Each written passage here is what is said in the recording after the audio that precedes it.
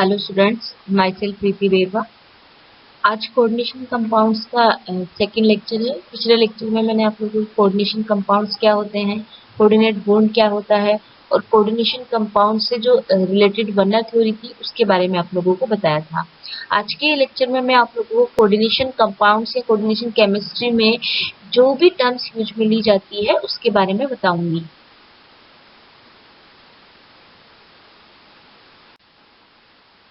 Representation of coordination compounds. सबसे पहले ये देखते हैं कि जो कोऑर्डिनेशन कंपाउंड्स है उनको हम कैसे रिप्रेजेंट करते हैं। कोऑर्डिनेशन कंपाउंड्स को चार तरीके से रिप्रेजेंट किया जा सकता है। यहाँ पर चारों जो बॉक्स बने हुए हैं उसमें आप लोग देख सकते हो कि जो कोऑर्डिनेशन कंपाउंड्स है उनको चार तरीके से रिप्रेजेंट किया जा सकता है। मैंने आप लोगों को पिछले लेक्चर में बताया था कि जो कोऑर्डिनेशन कंपाउंड्स है उसमें जो कोऑर्डिनेशन एंटाइटी होती है उसे हम बड़े कोष्टक के अंदर दिखाते हैं। मतलब जो सेकेंडरी वैलेंसी होती है सेंट्रल मेटल आयन की उसे हम बड़े कोष्टक के अंदर रखते हैं और जो प्राइमरी वैलेंसी होती है वो बड़े कोष्टक के बाहर रखी जाती है। तो जो फर्स्ट बॉक्स है उसमें देखिए आप लोग, सबसे पहले Z+ मतलब कोई भी जो काउंटर आयन होगा उसे हम रखेंगे। उसके बाद में जो कोऑर्डिनेशन एंटाइटी होगी उसको कोष्टक के अंदर रखेंगे, तो इस पर नेगेटिव चार्ज होगा। सेकेंड टाइप में देखिए आप लोग, सबसे पहले कोऑर्डिनेशन एंटाइटी को रखेंगे, इस पर पॉजिटिव चार्ज है। उसके बाद में जो काउंटर आयन है उसको रखेंगे, इस पर नेगेटिव चार्ज है। थर्ड टाइप का जो रिप्रेजेंटेशन होता है उसमें काउंटर आयन एब्सेंट होता है। इसमें दोनों में ही कोऑर्डिनेशन एंटाइटी पाई जाती है, एक पर पॉजिटिव चार्ज होता है दूसरे पर नेगेटिव चार्ज होता है। और जो फोर्थ टाइप का है वो उस पर कोई भी चार्ज नहीं होता और इसमें भी काउंटर आयन एब्सेंट होता है। तो आप लोग जब आगे कोऑर्डिनेशन कंपाउंड्स का नोमेनक्लेचर करोगे तो उसमें ये चारों जो इनका जो रिप्रेजेंटेशन करने का वे है वो बहुत ही यूज में आएगा, तो आप लोग इसको अच्छे से समझिए। जब कोऑर्डिनेशन कंपाउंड्स का फॉर्मूला लिखते हैं तो सबसे पहले पॉजिटिव आयन को लिखा जाता है, उसके बाद में नेगेटिव आयन को लिखा जाता है। तो सबसे पहले जो पॉजिटिव आयन है वो क्या है, यहाँ पर प्राइमरी वैलेंसी है और उसके बाद में जो कोऑर्डिनेशन एंटाइटी है मतलब जिसमें कोऑर्डिनेशन सेंट्रल मेटल आयन की सेकेंडरी वैलेंसी को रखा जाता है उसको हम बड़े कोष्टक में लिखते हैं। तो यहाँ पे जो Z+ है वो फर्स्ट स्क्वायर ऑफ अट्रैक्शन भी कहते हैं, इसे काउंटर आयन भी कहते हैं और आयनाइजेशन स्क्वायर भी कहते हैं। जो इसका सेकंड पार्ट है उसे हम सेकंड स्क्वायर ऑफ अट्रैक्शन भी कहते हैं, कोऑर्डिनेशन एंटाइटी भी कहते हैं और कोऑर्डिनेशन स्क्वायर भी कहते हैं। जो सेकंड टाइप का जो वे ऑफ रिप्रेजेंटेशन है कोऑर्डिनेशन कंपाउंड्स का, उसमें जो फर्स्ट पार्ट है उसे हम फर्स्ट स्क्वायर ऑफ अट्रैक्शन भी कहते हैं, कोऑर्डिनेशन एंटाइटी भी कहते हैं और कोऑर्डिनेशन स्क्वायर भी कहते हैं। और जो सेकंड पार्ट है उसे हम सेकंड स्क्वायर ऑफ अट्रैक्शन कहते हैं, काउंटर आयन भी कहते हैं और आयनाइजेशन स्क्वायर भी कहते हैं। अब आप लोग दोनों फॉर्मूलों में देख रहे होंगे कि सबसे पहले पॉजिटिव आयन को लिखा जाता है, उसके बाद में नेगेटिव आयन को लिखा जाता है। ये जरूरी नहीं है कि पहले कोऑर्डिनेशन एंटाइटी को लिखा जाएगा या पहले प्राइमरी वैलेंसी को लिखा जाएगा। दोनों में से कोई भी पहले लिखा जा सकता है, लेकिन जो पॉजिटिव चार्ज वाले आयन्स है वो ही पहले लिखे जाएंगे, उसके बाद में नेगेटिव चार्ज वाले आयन्स को हम लिखते हैं।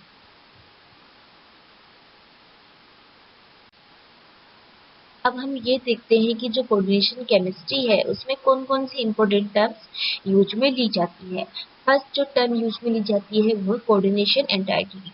पिछले स्लाइड्स में आप लोगों को मैंने जब रिप्रेजेंटेशन ऑफ कोऑर्डिनेशन कंपाउंड्स बताया था तब वहां पे आप लोगों को बोला था कि कोऑर्डिनेशन जो एंटाइटी होती है उसे हम बड़े कोष्टक के अंदर लिखते हैं।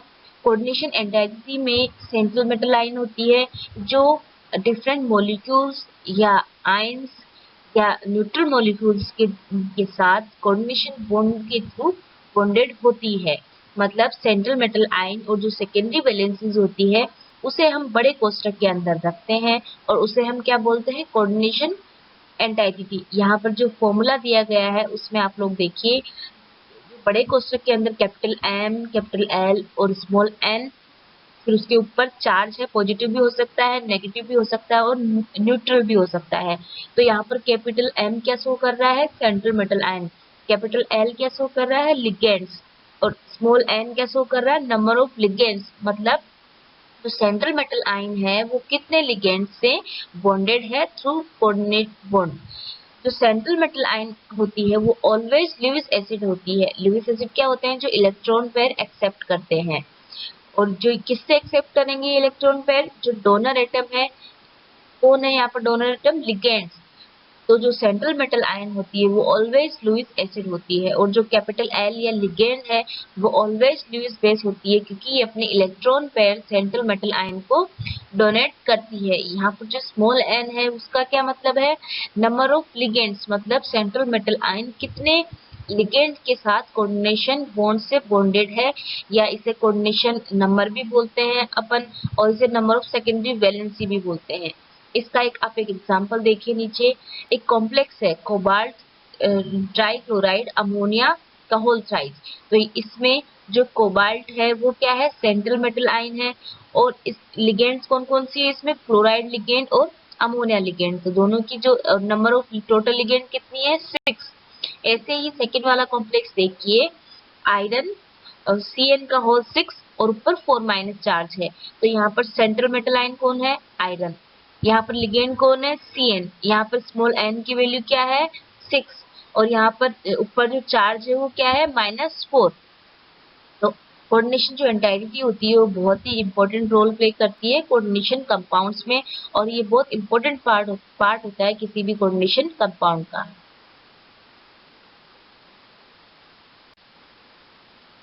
सेकेंड जो टर्म्स है वो है कोऑर्डिनेशन नंबर।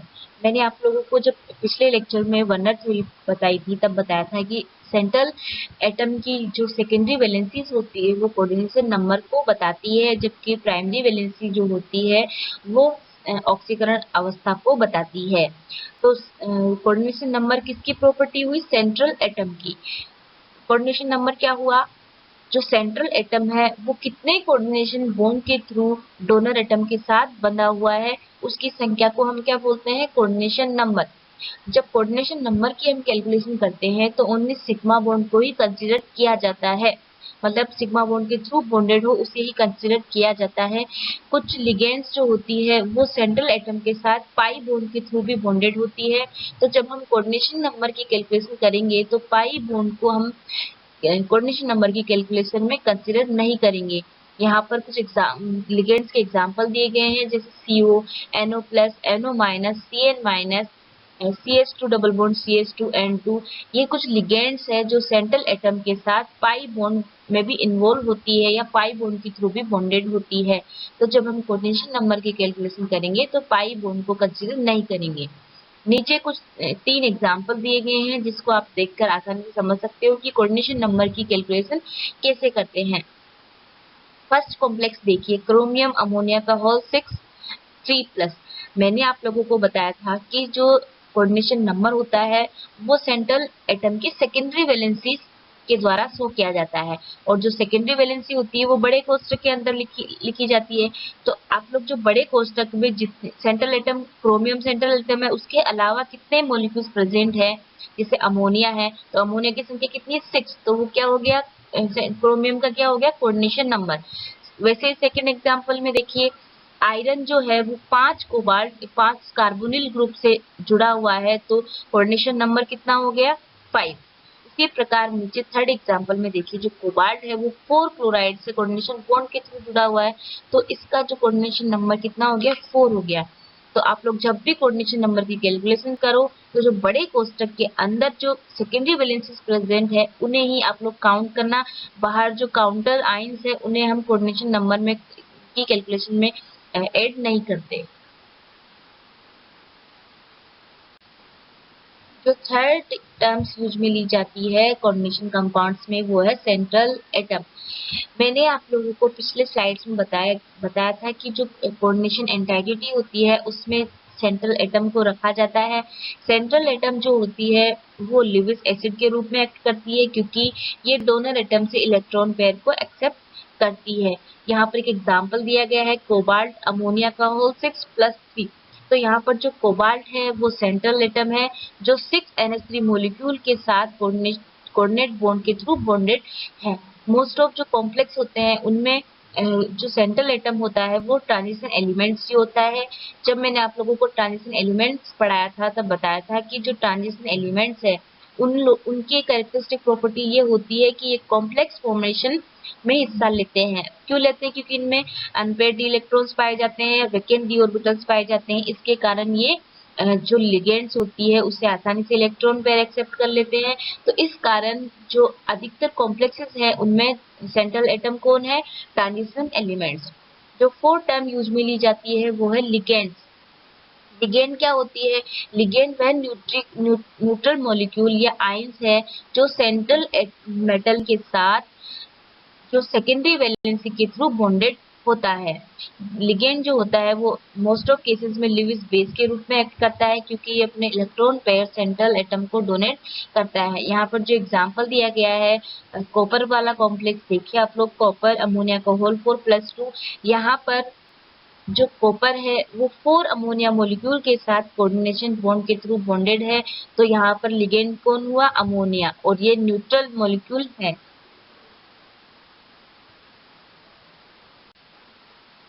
लिगेंड को हम कोऑर्डिनेटिंग आयन ग्रुप या मॉलिक्यूल भी कह सकते हैं।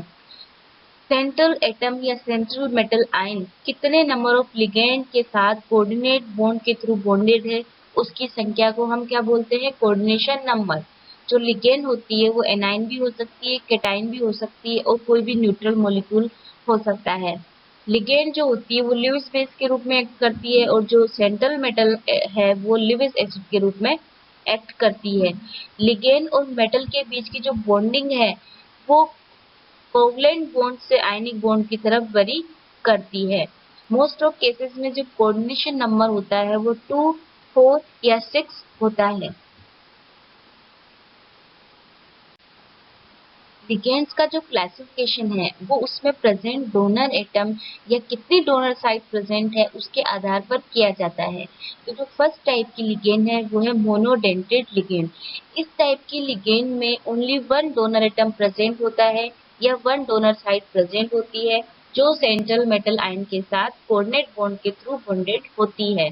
जो मोनोडेंटेड लिगेंड होती है वो न्यूट्रल भी हो सकती है, नेगेटिव भी हो सकती है और पॉजिटिव भी हो सकती है। नीचे इसके एग्जाम्पल्स दिए गए हैं। न्यूट्रल मॉलिक्यूल्स में जो लिगेंड शामिल है वो H2O, ROH, NH3, RNH2, R2NH, R3N, carbonyl, NO, R3P, प्रीडीन ये लिगेंड शामिल है। एनाइंस में जो मोनोडेंट लिगेंड शामिल है वो है fluoride ion, bromide ion, iodide ion, cyanide, hydroxy ion, NO2 minus, NO3 minus, SO4 2 minus, SO3 2 minus, NCS minus. और जो केटाइनिक जो लिगेंड्स होती है मोनोडेंटेड वो NO प्लस H3O प्लस। जब हम कोऑर्डिनेशन कॉम्प्लेक्स का नोमेनक्लेचर पढ़ेंगे तब लिगेंड का नोमेनक्लेचर भी पढ़ेंगे। सेकेंड टाइप के जो लिगेंड है वो है बाइडेंटेड लिगेंड। इस टाइप के लिगेंड्स में दो डोनर एटम प्रेजेंट होते हैं या दो डोनर साइट प्रेजेंट होती है।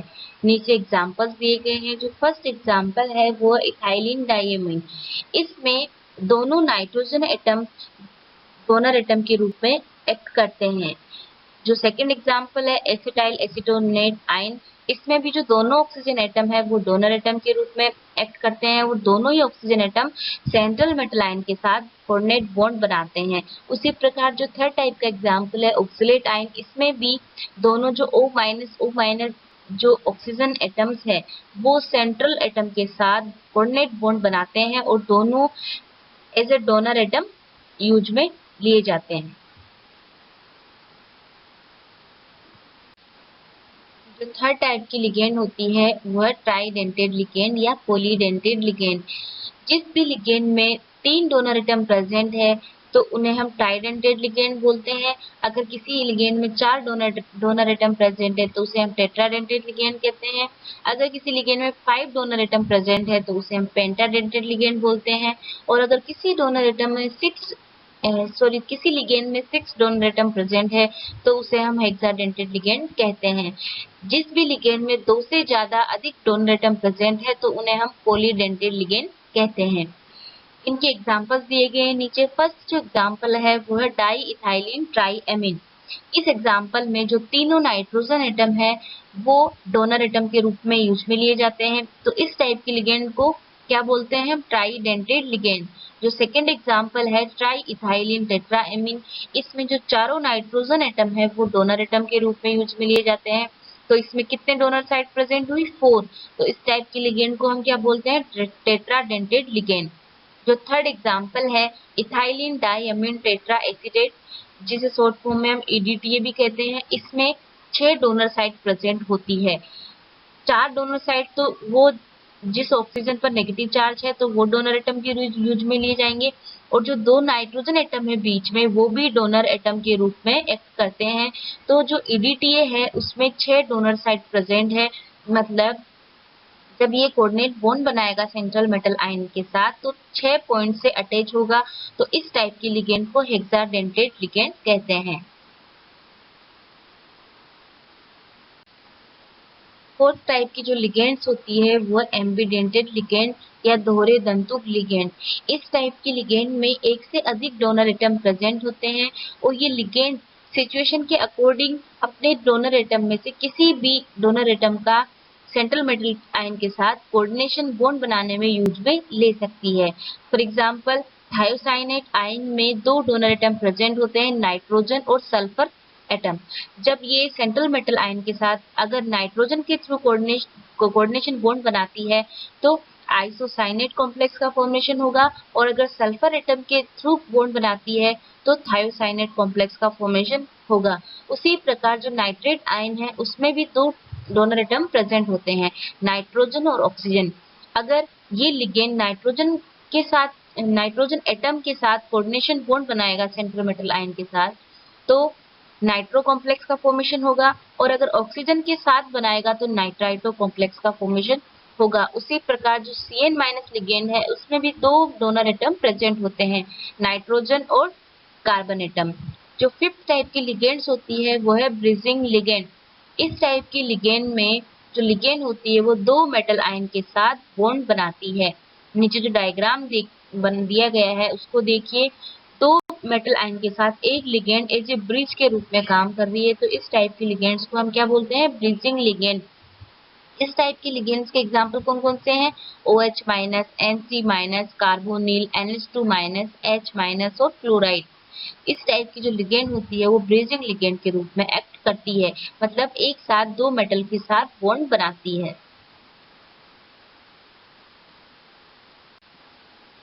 सिक्स टाइप की जो लिगेंड होती है वो है चिलेट लिगेंड। जब एक ही लिगेंड के द्वारा सेंट्रल एटम के साथ एक से अधिक कोऑर्डिनेशन बॉन्ड बनाए जाते हैं तो एक रिंग का फॉर्मेशन हो जाता है, और जो रिंग है उसे हम चिलेट रिंग भी कहते हैं। और इस टाइप की जो लिगेंड होती है उसे हम चिलेट लिगेंड कहते हैं, और ये जो प्रोसेस होती है रिंग बनने की उसे हम चिलेशन भी कहते हैं। इस टाइप की जो लिगेंड्स होती है वो पॉलीडेंटेड लिगेंड होती है जनरली, क्योंकि पॉलीडेंटेड लिगेंड में एक से अधिक डोनर साइट्स प्रेजेंट होती है। तो जब कोऑर्डिनेशन कॉम्प्लेक्स का फॉर्मेशन हो रहा होता है तब ये पॉलीडेंटेड लिगेंड एक समय में सेंट्रल मेटल के साथ एक से अधिक कोऑर्डिनेशन बॉन्ड बना लेती है। इसके एग्जांपल है एसिटाइल एसीटोनेट। इसमें दोनों ऑक्सीजन जो एटम्स होते हैं वो डोनर एटम के रूप में यूज में लिए जाते हैं, तो ये दोनों एक साथ कोऑर्डिनेट बॉन्ड बना लेंगे सेंट्रल मेटल के साथ। उसी प्रकार 2,2 बाइपिरिडीन, EDTA, ये पॉलीडेंटेड जो लिगेंड्स के एग्जांपल है वो सारे चिलेट लिगेंड्स के एग्जांपल होते हैं। फिफ्थ जो टर्म यूज में ली जाती है वह है coordination sphere. Coordination sphere non ionisable part होता है। इसमें सेंट्रल मेटल आयन लिगेंड्स के साथ बॉन्डेड होती है, और ये जो पार्ट होता है कोऑर्डिनेशन स्पेयर इसे हम स्क्वायर ब्रैकेट्स में शो करते हैं। कोऑर्डिनेशन स्पेयर में कोऑर्डिनेशन सेंटर या सेंट्रल मेटल आयन और उसके साथ अटैच्ड लिगेंड्स और उस पर नेट चार्ज, इन सबको जब एक साथ लिखते हैं तो उसे हम क्या बोलते हैं? कोऑर्डिनेशन स्पेयर भी कहते हैं। Coordination sphere is usually accompanied by a counter ion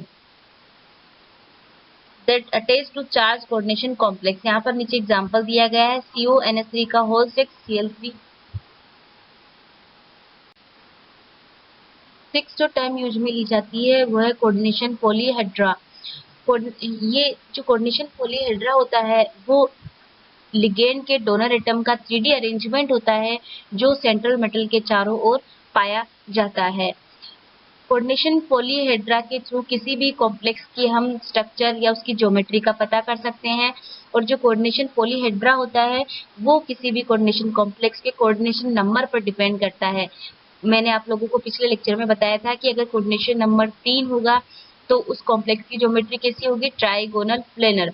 अगर कोऑर्डिनेशन नंबर 4 होगा तो उसकी ज्योमेट्री दो टाइप की हो सकती है, टेट्राहेड्रल और स्क्वायर प्लेनर। जैसे ही अगर कोऑर्डिनेशन नंबर 6 होगा तो उसकी जो कोऑर्डिनेशन पॉलीहेड्रा होगा या उसकी ज्योमेट्री होगी वो ऑक्टाहेड्रल होगी।